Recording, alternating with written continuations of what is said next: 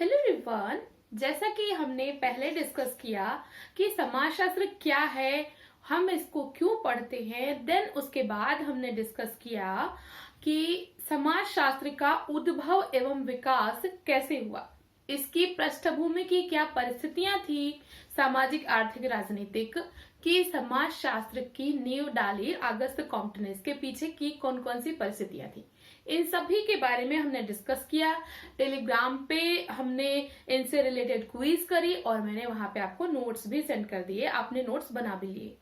तो अब आज के इस लेक्चर में हम जानेंगे कि समाजशास्त्र का क्षेत्र और इसका विषय वस्तु, ठीक है, कि इसका जो एरिया है, समाजशास्त्र एक्चुअल में स्टडी क्या करता है, इसका एरिया क्या है, इसका विषय वस्तु क्या है, इसका क्षेत्र किस तरीके से, क्योंकि हर एक साइंस का अपना एक विशेष क्षेत्र होता है। जैसे आप इतिहास पढ़ोगे तो इतिहास में भूतकालीन घटनाओं का अध्ययन होता है। आप राजनीति विज्ञान पढ़ोगे तो उसमें एक समाज की जो राजनीतिक संस्थाएं हैं, जो राजनीतिक क्रियाविधियां हैं, क्रियाकलाप हैं, उन सभी के बारे में अध्ययन किया जाता है। वैसे ही समाजशास्त्र में किन किन चीजों का अध्ययन किया जाना चाहिए, क्योंकि कोई भी शास्त्र की नींव पड़ी तो उसकी विषय वस्तु का निर्धारण भी बहुत आवश्यक है। तो अगस्त कॉम्टे ने जो ये शास्त्र की नींव डाली, तो उन्होंने बस 2 वर्डों में इसको डिफाइन कर दिया कि समाजशास्त्र व्यवस्था एवं प्रगति का विज्ञान है। अब इसको इन्होंने क्या कैसे कहा, ये मैंने डिटेल में आपको एक्सप्लेन किया था टेलीग्राम पे, तो आई होप आपको ये चीज समझ आ गई होगी कि व्यवस्था एवं प्रगति क्यों कहा उन्होंने। ये चीज मैंने कल बताई थी। तो उन्होंने कहा कि ये व्यवस्था एवं प्रगति का विज्ञान है, लेकिन ये तो बहुत ही शॉर्ट में हो गया। तो आवश्यकता समझी गई कि ये जो नया साइंस है, इसकी विषय वस्तु का, इसके विषय क्षेत्र का निर्धारण हो कि क्या क्या चीजें हम इसमें स्टडी करेंगे, वो कौन कौन से क्षेत्र हैं जिनकी हम इसमें स्टडी करेंगे। तो उसके लिए 2 संप्रदाय है, 2 संप्रदाय जिसके 2 अलग अलग फाउंडर थे, बहुत ही एक उत्कृष्ट समाजशास्त्री, जिन्होंने 2 संप्रदाय अलग अलग की, एक ने बोला कि नहीं ये इस तरीके से, एक ने बोला इस तरीके से। तो वो कौन कौन से हैं उनके बारे में आज हम जानेंगे। तो फर्स्ट जो संप्रदाय है वो था विशिष्टात्मक संप्रदाय। इसको बोलते हैं स्वरूपात्मक संप्रदाय या फिर फॉर्मल स्कूल, ठीक है। 3 नाम है इसके, फॉर्मल स्कूल या फिर स्वरूपात्मक या विशिष्टात्मक। एग्जाम में इनमें से कोई भी नाम आ सकता है, तो कंफ्यूज मत होइए, तीनों नोट कर लीजिए। तो इस समाजशास्त्र के जो समाजशास्त्री थे, जो समर्थक थे, उनका मानना था कि समाजशास्त्र एक ऐसा विज्ञान है, एक ऐसा साइंस है जो कि विशिष्ट चीजों का अध्ययन करता है, कुछ एक विशिष्ट संबंध है। इन्होंने कहा कि यदि हम समाजशास्त्र में सब कुछ अध्ययन करेंगे तो सिर्फ ये खिचड़ी विज्ञान बन के रह जाएगा, इसका कोई अपना विशेष क्षेत्र नहीं होगा। तो इस संप्रदाय के जो समर्थक थे, उन्होंने कहा कि जैसे हर एक सामाजिक विज्ञान का अपना निर्धारित क्षेत्र होता है, वो उसी में स्टडी करता है, वैसे ही समाजशास्त्र का भी एक निर्धारित क्षेत्र होना चाहिए। समाजशास्त्र की भी एक विषय वस्तु डिसाइडेड होनी चाहिए कि इसको क्या क्या स्टडी करनी है, कहाँ कैसे कैसे क्या चीजें इसमें अध्ययन की जा सकती हैं। मतलब एक पर्टिकुलर, एक विशिष्ट संबंधों के बारे में इन्होंने कहा कि इसमें विशिष्ट चीजों का अध्ययन होगा, ये नहीं कि सब कुछ अध्ययन कर लो, सब कुछ इसमें स्टडी नहीं होगा समाजशास्त्र में। तो इसके फाउंडर कौन थे? इसके फाउंडर थे सिमिल, ठीक है। सिमिल को स्वरूपात्मक संप्रदाय का फाउंडर माना जाता है, इसके बहुत ही कट्टर समर्थक थे ये। तो सिमिल ने बताया कि जो समाजशास्त्र है ये सामाजिक संबंधों के स्वरूपों का अध्ययन है। इन्होंने विषय वस्तु निर्धारित कर दी कि हम समाजशास्त्र में सब कुछ नहीं स्टडी करेंगे, पूरे समाज का अध्ययन हम नहीं करेंगे, समाज के जितने भी संबंध हैं, समाज में जितना इंटरेक्शन होता है, इंटरेक्शन के बेस पे जो रिलेशन बनते हैं, क्योंकि इन्होंने कहा ही कि समाज इंटरेक्शन का ही रूप है, तो जो इंटरेक्शन होते हैं, उन इंटरेक्शन के बेस पे जो संबंध बनते हैं, उन संबंधों के कितने स्वरूप हो सकते हैं, सामाजिक संबंधों के कितने स्वरूप, कितने फॉर्म, कितने प्रकार हो सकते हैं, इन सभी की स्टडी करेगा समाजशास्त्र, ये कहा सिमिल ने। तो इनके अकॉर्डिंग समाजशास्त्र सामाजिक संबंधों के स्वरूपों का अध्ययन है, जो विशिष्ट पर्टिकुलर कि माता पिता हो गए, कि भाई बहन हो गए, पति पत्नी हो गए, तो सामाजिक संबंधों का क्या स्वरूप है, किस तरीके से वो किस कैटेगरी में उनको डिवाइड किया जाएगा, इन सभी की स्टडी समाजशास्त्र करेगा, ये कहा सिमिल ने। देन फिर दूसरे जो समर्थक है इसके वो है वेबर। वेबर ने कहा कि समाजशास्त्र एक ऐसा विज्ञान है, एक ऐसा शास्त्र है जो कि सामाजिक क्रियाओं का, किसका स्टडी करेगा, सामाजिक क्रियाओं का, सोशल एक्शन का, और सिर्फ ऐसे ही नहीं अध्ययन करेगा। इन्होंने कहा कि सामाजिक क्रियाओं का वर्स्टेहन मेथड से अध्ययन किया जाएगा, अवबोधपूर्ण। और अवबोधपूर्ण माने कि व्यक्ति के नजरिए से और समाज के नजरिए से दोनों को हमने मिलाया, फिर जो हमारी समझ आई हमने उस तरीके से अध्ययन करना है सामाजिक क्रियाओं का। तो इन्होंने पर्टिकुलरली डिसाइड कर दिया कि हम समाजशास्त्र में सब कुछ अध्ययन नहीं करेंगे, सिर्फ उतना ही अध्ययन करेंगे जो कि समाज में सामाजिक क्रियाएं हो रही हैं। और इन्होंने कहा कि अगर कोई एक पर्सन कुछ भी कर रहा है तो उसको हम सामाजिक क्रिया नहीं कर सकते। सामाजिक क्रिया के लिए जरूरी है कि दो व्यक्ति हो, दो व्यक्ति आपस में आए, आपस में इंटरेक्शन करें, एक दूसरे से प्रभावित हो। अगर वो प्रभावित नहीं हो रहे हैं तो अकॉर्डिंग टू वेबर उसको हम सामाजिक क्रिया नहीं कह सकते। तो इन्होंने डिसाइड किया कि समाजशास्त्र सामाजिक क्रियाओं का अध्ययन है, ठीक है, और उसका अवबोधपूर्ण अध्ययन करता है समाजशास्त्र। फिर आपके आए इसी संप्रदाय के समर्थक स्वरूपात्मक संप्रदाय के वीरकांत। वीरकांत ने कहा कि समाजशास्त्र जो है मानसिक संबंधों के स्वरूपों का अध्ययन करता है। सामाजिक का देखो इन दोनों ने बताया, इन्होंने कहा कि सामाजिक संबंधों के स्वरूपों का, वेबर ने कहा सामाजिक क्रियाओं का। लेकिन फिर वीरकांत आए तो उन्होंने कहा कि सामाजिक संबंधों का अध्ययन नहीं होता है, किसका अध्ययन होता है, मानसिक संबंधों के स्वरूपों का अध्ययन होता है समाजशास्त्र में, ठीक है। तो जितना भी मेंटल रिलेशन होती हैं उन सभी, मतलब कि एक तरीके से इंटरेक्शन ही कह लो कि मैं आपसे बात कर रही हूं तो मेरे माइंड में आपके लिए एक तरीके की भावना, एक तरीके का रिलेशन बन रहा है, तो मानसिक संबंधों के स्वरूपों का अध्ययन करता है अकॉर्डिंग टू वीरकांत। फिर इसके तीसरे समर्थक आए वॉनविज। वॉनविज ने कहा कि जो समाजशास्त्र है ये मानवीय संबंधों के स्वरूपों का अध्ययन करता है। देखिए बात सभी वही कर रहे हैं, ये सभी कह रहे हैं कि सामाजिक संबंधों के स्वरूपों का अध्ययन करता है, लेकिन बहुत छोटा छोटा सा डिफरेंस है जो कि आपको एग्जाम में कंफ्यूज कर सकता है।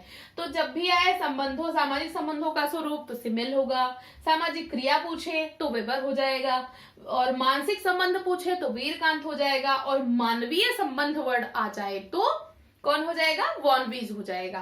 इन्होंने कहा कि समाजशास्त्र मानवीय संबंधों के स्वरूपों का अध्ययन करता है, मतलब एक समाज में जितने मनुष्य हैं इन सभी के मध्य में जो संबंध बनते हैं उनका अध्ययन करता है। बात वही है, सबने बस वर्ड घुमा घुमा करके कह दिया। तो ये छोटे छोटे जो की वर्ड है इनको याद करते चलिए, इनको पकड़ते चलिए। देन फिर आपके आते हैं प्रोफेसर मैकी। इन्होंने कहा कि समाजशास्त्र चाहे हम स्थिर समाज का अध्ययन करें, चाहे हम परिवर्तनशील समाज का अध्ययन करें, मतलब कि चाहे एक ऐसा समाज हो जो लगभग काफी समय से स्थिर है, और चाहे एक ऐसा समाज हो जो कि आधुनिकता, औद्योगिकरण, पश्चिमीकरण इन सभी की वजह से बहुत तेजी से बदल रहा हो, तो चाहे हम परिवर्तनशील समाज का अध्ययन करें, लेकिन हमारा मेन एम क्या होगा, हमारा मेन लक्ष्य क्या होगा, तो इन्होंने कहा कि हमारा वास्तविक लक्ष्य होगा सामाजिक संबंधों के विशिष्ट स्वरूप। समाज में जो संबंध होंगे उनके कुछ स्वरूप, विशिष्ट स्वरूप इन्होंने वर्ड यूज किया है। दैट मीन्स कि सभी सामाजिक संबंधों का अध्ययन नहीं, सामाजिक संबंधों के विशिष्ट स्वरूपों का, कुछ स्वरूपों का अध्ययन समाजशास्त्र में किया जाएगा प्रोफेसर मैकी के अकॉर्डिंग। तो अब हम देखते हैं कि स्वरूपात्मक संप्रदाय के समर्थक कौन कौन से थे। तो Small, Tony, Spark, Burgess, Ross, Bogle, Leopold, और ये प्रोफेसर मैकी, वॉनविज, वीरकांत, वेबर और सिमिल, ये सारे के सारे स्वरूपात्मक संप्रदाय के समर्थक थे, जिन्होंने कहा कि समाजशास्त्र सब कुछ अध्ययन नहीं करेगा बल्कि एक विशिष्ट क्षेत्र में अध्ययन करेगा, ठीक है। तो इसीलिए इसको बोलते हैं विशिष्टात्मक संप्रदाय। अब देखिए भैया, आप कुछ भी काम करो, अगर वो अच्छा हो या बुरा हो, समाज में आप कुछ भी काम करो तो उसकी आलोचना करने वाले लोग जरूर आ जाते हैं। जैसे मैंने अभी ये ग्रुप स्टार्ट किया, कुछ लोग को अच्छा लग रहा होगा, कुछ लोग को बुरा लग रहा होगा कि ये चीज सही नहीं है, तो उसकी आलोचनाएं होती ही हैं। तो इस संप्रदाय के लोगों की भी आलोचना हुई, इस संप्रदाय के अगेंस्ट भी एक संप्रदाय आया। तो जो आलोचक थे उन्होंने किन किन पॉइंट के आधार पे, क्योंकि कोई आपकी बुराई करेगा तो आप में कुछ बातें बताएगा कि उनकी ये बातें नहीं अच्छी, उनकी ये बातें नहीं अच्छी, तो वैसे ही इस संप्रदाय की कुछ बातों के आधार पे आलोचना हुई। तो कौन कौन सी वो बातें थी? तो पहला तो इस संप्रदाय की जो कमी निकाली गई कि आप में ये कमी है कि इन्होंने समाज शास्त्र के विषय क्षेत्र को पूर्णतः स्पष्ट नहीं किया। जो ये स्वरूपात्मक संप्रदाय के समर्थक थे, इनको कहा गया कि आपने बिल्कुल अच्छे से डिफाइन नहीं किया है कि क्या हम पढ़ेंगे, क्या अध्ययन करेंगे।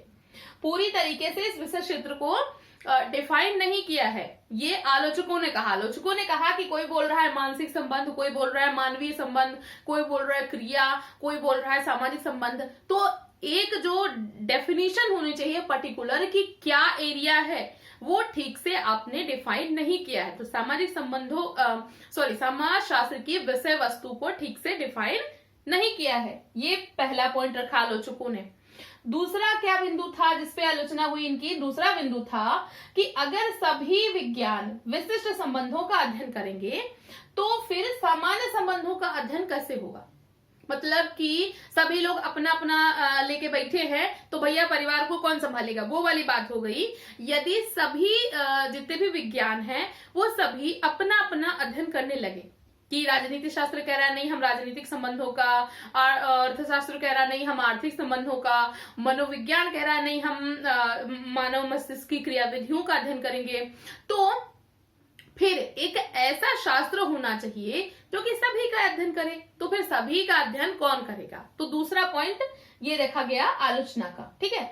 तीसरा पॉइंट जिनके आधार पे इनकी आलोचना हुई कि इन्होंने सामाजिक संबंधों के स्वरूप और अंतर वस्तु को एक ही मान लिया। मतलब सामाजिक संबंधों का स्वरूप और अंतर वस्तु दो अलग अलग चीजें होती हैं, लेकिन इस संप्रदाय के समर्थकों ने सामाजिक संबंधों के स्वरूप और अंतर वस्तु में भेद नहीं किया, दोनों को एक ही मान लिया। तो ये थी कुछ आलोचना के पॉइंट। अब आलोचना तुमने करी है तो कुछ अच्छी बात भी बताओ कि अगर आप बुराई कर रहे हो तो फिर आप किस चीज का समर्थन करते हो। तो इनके जो आलोचक थे तो उन्होंने किस चीज का समर्थन किया? उन्होंने समर्थन किया समन्वयात्मक संप्रदाय का। ठीक है।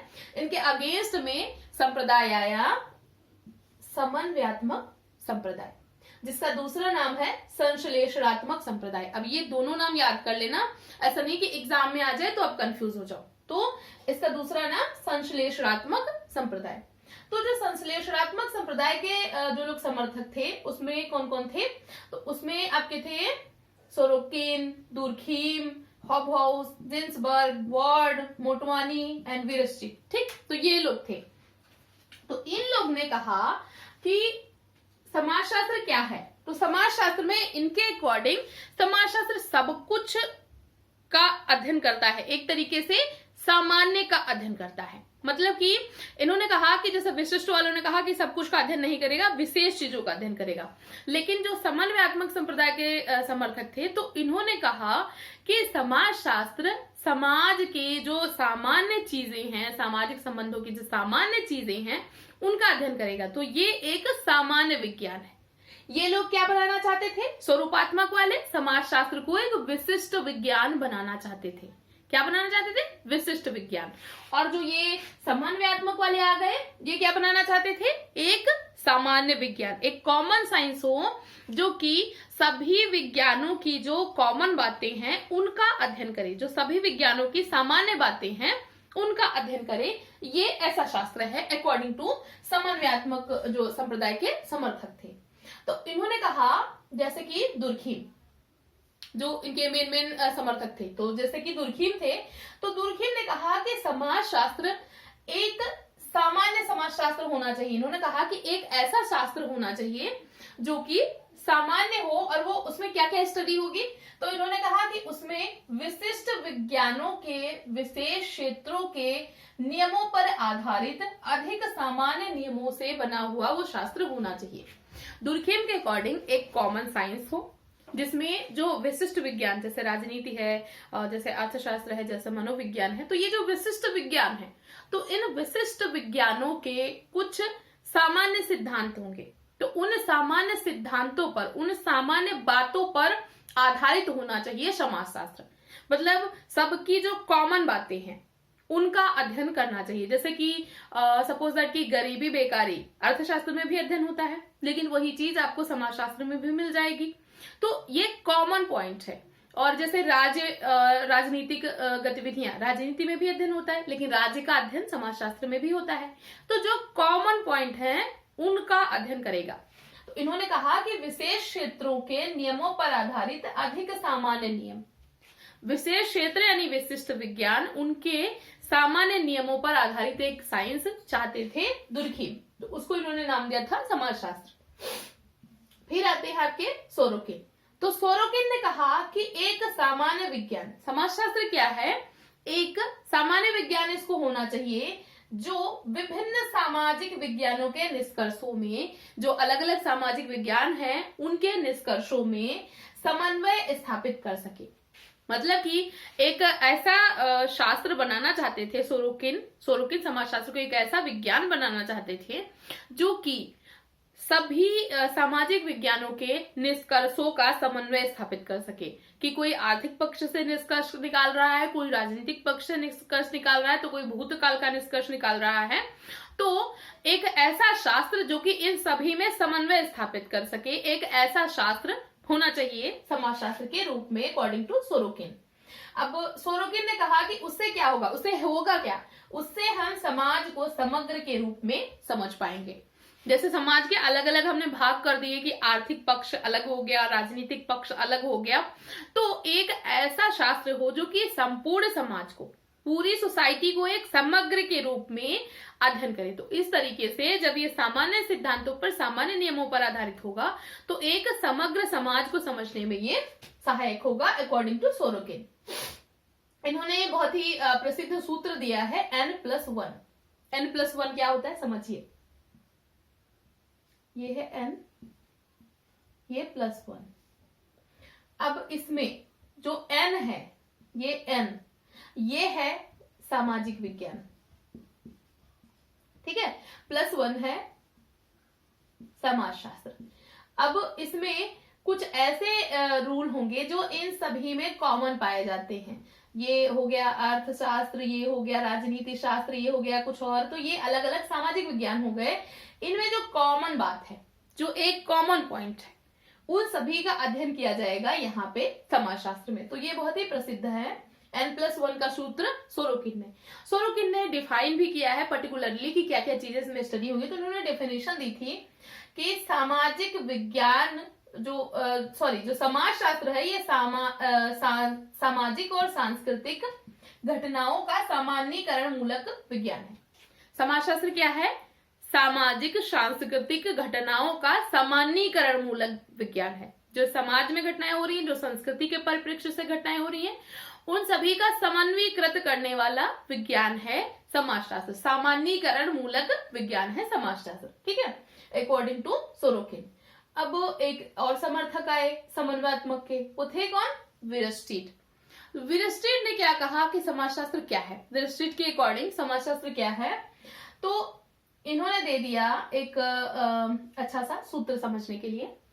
ये ए है, बी सी डी, अब फिर A B C D E, A B C D E F. अभी समझाते हुए क्या है, ये क्या है, सपोज दैट कि ये परिभाषा हो गई, इतना अध्ययन किया जाता है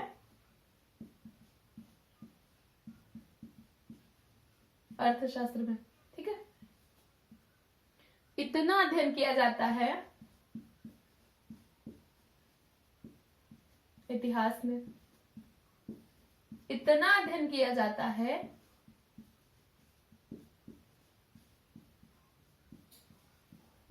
राजनीति विज्ञान में। तो ये तो सभी के अलग अलग हो गई कि इतना ये अलग इसमें अध्ययन किया जाता है, ये अलग इसमें अध्ययन किया जाता है, ये अलग इसमें। लेकिन जब हम इनको ध्यान से देखेंगे तो ये कुछ ऐसे शब्द हैं, ऐसी चीजें हैं जो कि सभी विज्ञानों में कॉमन है। तो समाजशास्त्र इन्हीं कॉमन चीजों को ढूंढ करके उनका अध्ययन करेगा अकॉर्डिंग टू विरस्टीड। ये जो सभी में कॉमन है, जैसे ए बी सी डी, ये देखिए अब इसमें ई जुड़ गया, इसमें एफ जुड़ गया, उसके बाद कोई और शास्त्र होगा उसमें जी जुड़ जाएगा, तो ये सभी के अलग अलग हो गई, सबके अलग अलग हो गए, लेकिन ये कुछ कॉमन चीजें हैं, कुछ कॉमन तत्व हैं, कुछ सामान्य तथ्य हैं जो सभी में पाए जाते हैं। तो समाजशास्त्र अकॉर्डिंग टू विरस्टीड सभी में पाए जाने वाले सामान्य तथ्यों का अध्ययन करता है, ठीक है, जो कॉमन इसमें सब में पाए जाते हैं। उसके बाद आते हैं हॉबहाउस। हॉबहाउस ने कहा कि समाजशास्त्र मानव मस्तिष्क की अंतःक्रियाओं का विज्ञान है। क्या है? मानवीय मस्तिष्क की जो इंटरेक्शन होती हैं उनका विज्ञान है अकॉर्डिंग टू हॉबहाउस। अब ये याद रखिएगा, डेफिनेशन पूछी गई है, PYQ है, इंपॉर्टेंट है। मानव मस्तिष्क की अंतःक्रियाओं का विज्ञान है समाजशास्त्र अकॉर्डिंग टू हॉबहाउस। और इन्होंने कहा कि यह एक ऐसा साइंस है जो कि सामाजिक विज्ञानों के बीच समन्वय स्थापित करता है। एक तो मानव मस्तिष्क की इंटरेक्शन का अध्ययन करता है अकॉर्डिंग टू हॉबहाउस, दूसरे जितने भी सामाजिक विज्ञान हैं उनके बीच में समन्वय करने का कार्य करता है समाजशास्त्र अकॉर्डिंग टू हॉबहाउस, ठीक है। फिर आते हैं जिन्सबर्ग। जिन्सबर्ग ने कहा कि समाजशास्त्र राजनीतिक क्षेत्र से ही इसकी उत्पत्ति हुई है। जो समाजशास्त्र है इसकी उत्पत्ति कहां से हुई है? जिन्सबर्ग ने कहा। तो जब इसकी उत्पत्ति ही राजनीतिक शास्त्र से हुई है, मतलब कि ये विशिष्ट विज्ञानों से पृथक नहीं है। ये जो अलग अलग सामाजिक विज्ञान है उनसे चीजें उधार लेता है, उनसे चीजें ग्रहण करता है। तो इसका मतलब है कि जब इसकी उत्पत्ति राजनीति विज्ञान से हुई है तो इसको समन्वयात्मक विज्ञान ही होना चाहिए। एक ऐसा विज्ञान होना चाहिए जो सभी के कॉमन चीजों का अध्ययन करे। जिन्सबर्ग, ठीक। तो लगभग इन सभी ने वही बातें कही कि एक ऐसा शास्त्र जो कि सामान्य विज्ञान के तौर पे कार्य करे। तो दो संप्रदाय कौन कौन से? पहला हो गया स्वरूपात्मक, जो कि चाहते थे कि एक ऐसा साइंस हो जो कि विशिष्ट विज्ञान का कार्य करे। दूसरा था समन्वयात्मक, यानी कि एक ऐसा शास्त्र हो जो कि एक कॉमन साइंस के रूप में, एक सामान्य विज्ञान के रूप में कार्य करे। अब स्वरूपात्मक के समर्थक फाउंडर थे सिमेल, समर्थक में आ गए Weber, Vierkandt, von Wiese, professor Mackie, Small, Tony, Spark, Burgess, Ross, Bogle और लियोपोल्ड, ठीक। और समन्वयात्मक के समर्थक सोरोकिन, दुर्खीम, उसके बाद विरस्टीड, हॉबहाउस, जिन्सबर्ग एंड इसके बाद वार्ड, मोटवानी, विरस्टीड, ठीक है। ये सारे के सारे इसके समर्थक हो गए। तो ये दो प्रमुख रूप से संप्रदाय। अब इसकी थोड़ी सी आलोचना भी हुई। आलोचकों ने समन्वयात्मक को कहा कि इन्होंने एक खिचड़ी विज्ञान बना दिया है। ये जो समाजशास्त्र है इनकी आलोचना, समन्वयात्मक संप्रदाय की आलोचना हुई कि समन्वयात्मक संप्रदाय के लोगों ने इसको एक खिचड़ी विज्ञान बना दिया है, इसमें सब कुछ का अध्ययन करने लगेंगे तो फिर एक इसका जो विषय वस्तु है वो रह ही नहीं जाएगी, कुछ क्लियर नहीं रहेगा, सब कुछ आपस में मिक्सअप हो जाएगा। तो इसीलिए ये लोग मानते हैं कि इसमें सामान्य तत्वों का अध्ययन हो, ये लोग मानते हैं कि इसमें स्वरूपों का, विशिष्ट। लेकिन अगर वास्तविकता में देखा जाए तो ना तो समाजशास्त्र में बिल्कुल विशिष्ट चीजों का अध्ययन किया जा सकता है और ना ही सारी सामान्य चीजों का अध्ययन किया जा सकता है। तो ये विशिष्ट भी है और सामान्य भी है। बट अगर कहीं भी एग्जाम में क्वेश्चन आता है कि समाजशास्त्र कैसा विज्ञान है तो वहां पे आप एक कॉमन साइंस लगाएंगे, ठीक है। क्योंकि जैसे कि कॉम्टे ने भी जो अपना विज्ञानों का संस्करण का नियम दिया था उसमें उन्होंने जो सरलता से जटिलता, सामान्यता, विशिष्टता से सामान्यता की तरफ जो उन्होंने दिया था उसमें उन्होंने कहा था कि जो समाजशास्त्र है ये सभी से चीजें उधार लेता है, सभी पे डिपेंड है और सबसे जटिल है। तो ये एक सामान्य है और जटिल है। तो अगर एग्जाम में कभी पूछता है कि समाजशास्त्र कैसा विज्ञान है तो आप फिर सामान्य विज्ञान लगाएंगे। एंड वैसे तो इसके दो संप्रदाय अगर अलग अलग पूछता है तो इन्होंने माना कि विशिष्ट विज्ञान है और इन्होंने माना कि एक सामान्य विज्ञान है। तो ये थे आज का लेक्चर। आई होप आपको ये चीज अच्छी लगी होगी।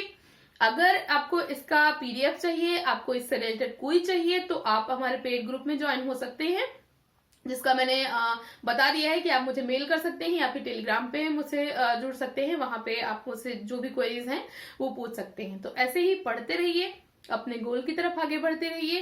वीडियो देखने के लिए थैंक यू सो मच।